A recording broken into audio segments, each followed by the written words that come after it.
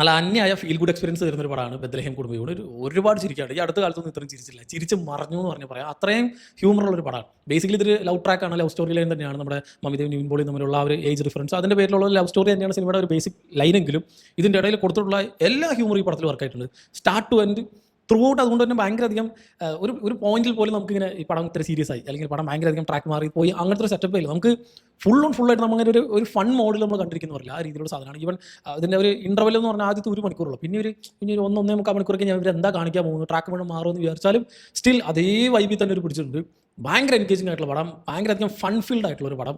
And പ്രത്യേകിച്ച് നിവിൻ പോളിയും മമിതയും ഇവരാണ് ഇതിൻ്റെ ലീഡെങ്കിലും ഇവരെ കൂടാതെ ബാക്കി വന്നിട്ടുള്ള എല്ലാവരും ഈക്വൽ സ്പേസ് കൊടുത്തു. അവർക്ക് എല്ലാം ഷൈൻ ചെയ്യാനുള്ള സ്പോട്ട് സിനിമയെ കൊടുത്തിട്ടുണ്ട്. വെറുതെ കുറേ പേരെ ഇങ്ങനെ കയറ്റി വയ്ക്കുന്നില്ല. എല്ലാ characters are well written, well perform.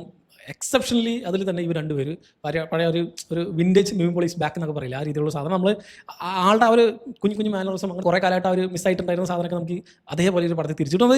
അത് കാണാൻ തന്നെ നല്ല രസമാണ്. മൂപ്പറുള്ള ഒരു മൈന്യൂട്ടായിട്ടുള്ള ഇപ്പോൾ ഒരു ചില കള്ള നോട്ടവും അങ്ങനത്തെ കുറേ സാധനങ്ങളൊക്കെ ഉണ്ടല്ലോ, ഇതൊക്കെ ഈ പടത്തിലുണ്ട്. ദാൻ മമിത ഈ ഒരു മാസ ഗ്യാപ്പിൽ വിജയുടെ കൂടെ ഒരു പടം, സൂര്യയുടെ കൂടെ ഒരു പടം, ഇപ്പോൾ നിവിൻ പോളിയുടെ കൂടെ ഒരു പടം, എല്ലാം ഡിഫറെൻറ്റ് റോൾസ് ആണെങ്കിലും നല്ല ഡിഫറെൻ്റ് ആയിട്ട് തന്നെ അപ്രോച്ച് ചെയ്തിട്ടുണ്ട്. എല്ലാത്തിലും ഔട്ട്ഷൈൻ ചെയ്ത് പെർഫോം ചെയ്യുന്നുണ്ട്. പ്രത്യേകിച്ച് ഇപ്പോൾ സൂര്യയുടെ പടം മറ്റേ വിശ്വനാഥൻ സൺസിൻ്റെ ഏകദേശം അതേ തീം തന്നെയാണ് ഇതിൽ.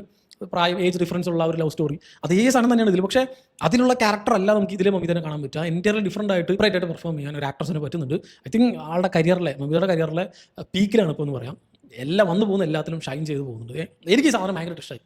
നല്ല ത്രൂ ഔട്ട് നല്ല, ഞാൻ പറയാം, ഒരുപാട് ചിരിക്കാനുണ്ട് ഇതിലൊരു കാന്താര റെഫറൻസ് വരുന്ന സാധനമൊക്കെ ഉണ്ട്. ചിരിച്ചിട്ട് തിയേറ്റർ മുഴുവൻ അങ്ങനെ ചിരിച്ച് മറിഞ്ഞു തന്നെ പറയാം. എനിക്കറിയില്ല ബാക്കിയുള്ളവരെ, എൻ്റെ അടുത്തിരിക്കുന്ന എൻ്റെ കൂടെ കണ്ട എല്ലാവരും തന്നെ ഒരുമിച്ച് എൻജോയ് ചെയ്യുന്നുണ്ടായിരുന്നു. ഈ ബാക്കിയുള്ളവരുടെ എക്സ്പീരിയൻസ് എന്താണെന്ന് എനിക്കറിയില്ല.